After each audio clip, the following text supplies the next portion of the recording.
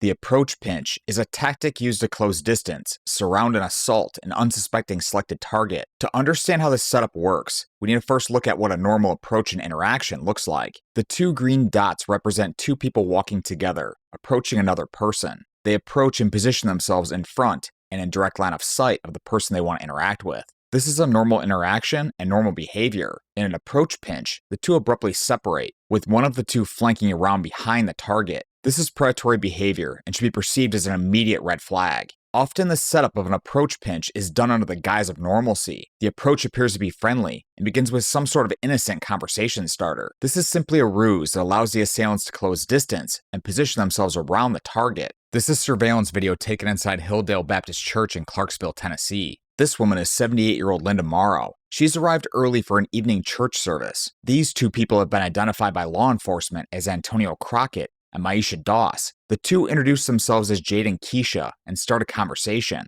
Pay attention to their positioning. Jade asks Miss Morrow if they could pray together. Jade grabs her hands and crouches in front of her. This was simply a ruse used to distract her attention away from her purse's contents being stolen. After her purse was emptied, it was put back and both assailants exited the church. The thieves went on a shopping spree with the stolen cash, credit, and gift cards shortly after. Pickpockets use the same tactics that other criminals use in more violent crime. This was an armed robbery. The two assailants were walking together, but then split apart as they approached. This was another armed robbery that happened at a gas station here in Detroit. These two assailants have been loitering outside of the gas station, waiting for the target to return back to his SUV. As he moves toward his vehicle, they split apart to approach from different angles. We see this exact same tactic being used here. The two entered the church and separated. One positioned themselves in front of the target and the other behind. If you know what you're looking for, this behavior can be easy to spot because it's so unusual. And start talking to you, and she flanks around behind you as we're having a conversation.